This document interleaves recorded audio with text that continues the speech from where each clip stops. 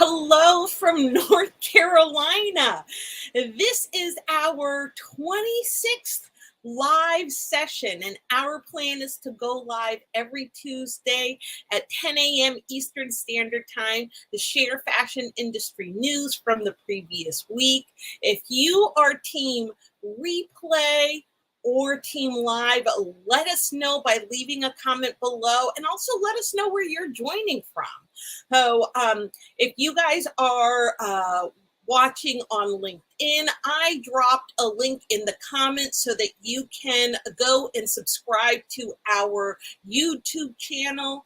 We, again, are still trying to reach 100 subscribers. I think I'm going to start literally sending individual text messages to people because I know more than 100 people who would be willing to subscribe. So you don't want me giving you a little ringy dingy, then subscribe to our YouTube channel. So in any case, I'm Rosalinda Cruz, the founder of and Chief Business Development Officer of the ACER Collective, where we help underrepresented leaders in fashion with strategic planning and advising.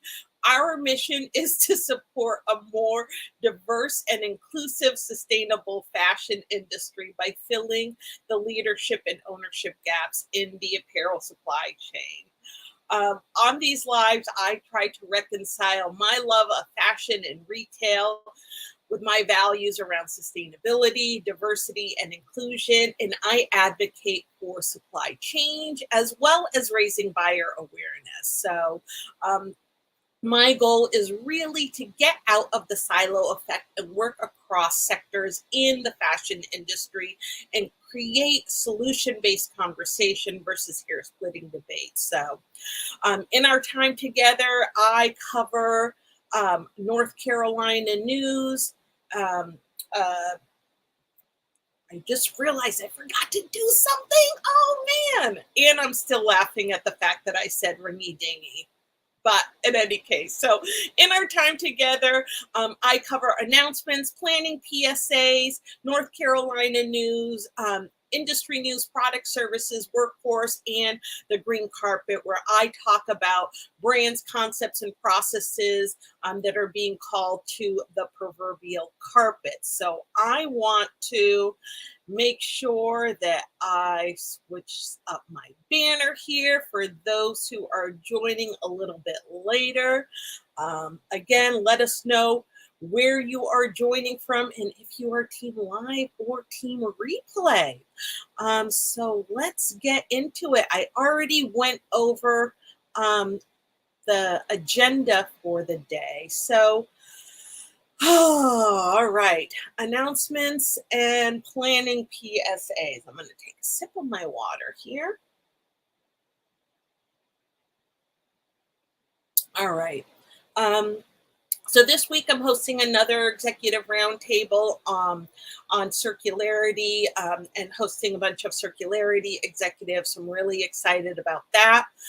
In June, we are going to be doing another executive roundtable focused on government export assistance for made in the USA apparel. That is going to be happening on June 15th. If you are interested in joining, please reach out to me. And as far as planning cadence, as I mentioned last week, really what you should be focusing on is refining your Q3 strategy, right? And getting ready for spring, summer 2023 market, which is going to be happening in September. So, and September, as I mentioned before, is arguably the largest month in fashion outside of, obviously, Black Friday, Cyber Monday. So other thing that I wanted to point out, and I can't remember if I had mentioned this last week, but 2024 trend forecasting is already happening. I know that there's another one that's happening this week that's focusing more on color. But yeah. Other thing that I wanted to let you guys know, next week I'm not going to be doing a live. I may end up deciding to do something a little bit different, not on Tuesday, but on Tuesday I am going to be traveling to the western part of the state and visiting our friends at the Industrial Commons and Opportunity Threads. I'm going to be traveling with Tamika Peoples and DeAndre Eubanks from Seed to Shirt. I'm really, really excited to get to spend some time with them. They are going to be, well, we're going to be spending some time together over the next week. We're actually going to be in Raleigh on Friday. We're going to link up with Johnny Hackett Jr. of Black Dollar Inc. and check out Black Friday Market and the Factory, which is their newest venture, which is a co-working and manufacturing space. Then we're going to pop over to NC State. So next week is going to be a busy, busy week. All right. What else? North Carolina news. Hillside High School, which is one of only 5 remaining historically Black high schools in North Carolina, is celebrating its centennial, 100 years of operations. And they did some celebrating this past weekend, but on Saturday they're going to be having a parade.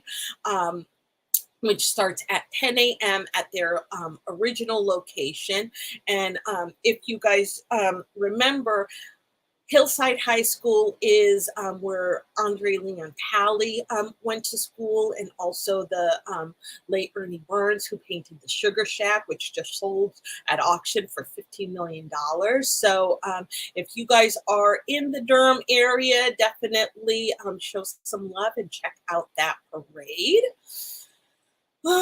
Industry news. Again, something that I had talked about last week, but on Friday, a very important bill was introduced, which is the Fabric Act.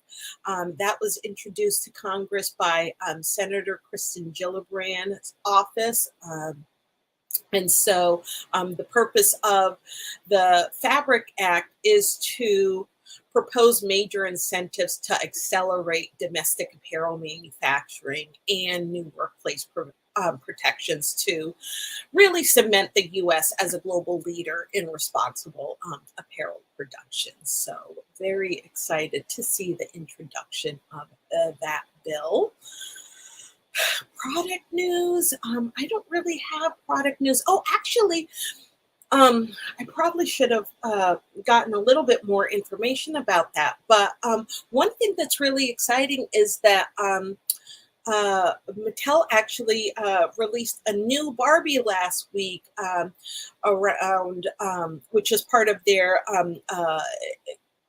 inclusivity efforts. Why can't I say that? But yeah, so they released a Barbie that has a behind the ear hearing aid. So that was really exciting to see. And everybody knows that Barbie is and fashion are synonymous. So yay for that.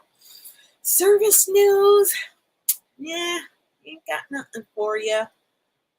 Workforce. Nope. I'm going to take a sip of my water because we are at the green carpet, right? So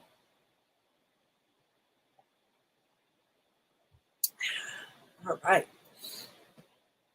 So the green carpet is where we talk about brands, concepts, and processes that are being called to the proverbial carpet. Well, what I wanted to talk about today isn't really, I don't know if it necessarily fits the definition of the green carpet, but one of the things that I really wanted to talk about is goal setting, right? And asking for help. I feel like a couple of weeks ago, I had talked about the cost of showing up, and I feel like this is kind of tied to that. But really, I want to really help you give yourself permission to prioritize your feelings, which I don't think is actually talked about enough, right? So when I work with clients, I ask a lot of questions that many probably business advisors don't ask, like personal dreams, aspirations, lifestyle, um, those sorts of things. And I ask these questions because I want to understand what are the feelings behind some of the goals that you have set, right? And I want to be able to help create a business model that supports the life that they want to live now, in 5 years from now, 10, 15, 20 years from now, right? I think that a balanced lifestyle is a key ingredient for meeting goals. And really, it helps focus on what you have control over. And for me, it's joy and community, which I think are key ingredients to success. And honestly, I feel like this is where I lose people sometimes. But having a right mindset is key, right, to being able to reach your goals. And I think that some people think that it's like a little bit woo woo, but I think that this is what's missing from many of these like churn and burn corporate cultures. So um, I'm kind of curious, right? What is most exciting and motivating about owning your own business, right? For me, it is that I get to decide what's important, right? And I get to shape the culture of the company and set a code of conduct for me, my employees, partners, vendors, and even clients, right? Um, and getting clarity on my goals and the feelings that are driving my goals helps me understand and support the support that's needed to reach these goals. So um, there's something else that I wanted to say about that. But I think that when it comes to understanding the support that's needed to reach your goals, I think that that's another challenge, right? And thinking about what support looks like, especially for founders, right, who have a growing business, is also really important, right? Um, Support can be surrounding yourself with people who are supportive, who challenge you, people whose advice and perspective you admire, people who are going to amp you up, right, and speak the truth, even when you don't want to hear it too, right? And that's kind of what I love about the communities that I'm a part of. They are loving, encouraging, yet they challenge me, right, to stretch into the person that I want to be and the leader that I want to be. So um, asking for help, I think, as a founder and needing help are two different things. Needing help, I think the solution is often first hire, full time employee, right? But one of the things that I often like to ask people is like, do you need a specialist, right? Or do you need someone to come in on a project basis to help you set up systems and processes or strategies, right? Or do you need a virtual assistant or a business manager, right? The other thing that I also like to think about when I think about support too, or and also get my clients to think about, is that sometimes support looks right completely different. And I'm saying support, but I'm also kind of framing this as an asking for help question, which I think that all of us can be better at. But sometimes getting support can be getting a cleaning lady or a dog walker. It could be, subscribing to, a meal box, getting, somebody to do your lawn care or hiring a handyman. So I'm curious to hear what are some of the feelings behind your goals and how are you going to think differently about asking for help. So that is it. And like I said, I'm sorry if I was a little rambly, but I feel like, this is something that I really, really wanted to talk about. And I am really curious to hear what are the feelings that that are behind your goals, right? And if this is going to help you think about asking for help differently or what support looks like. So, all right. So that's it. This is a little bit of a quickie. I do have a newsletter that I need to release, but just to recap, planning cadence, focusing on your Q through 3 planning, and also a reminder that next week I'm going to be traveling, so you most likely won't see me.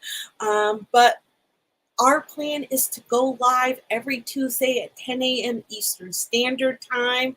Remember, our mission is to support a more diverse and inclusive sustainable fashion industry by filling the leadership and ownership gaps in the apparel supply chain. So I will see you not next week, but probably the week after that. I hope everybody has a wonderful day, and we will see you soon. Bye.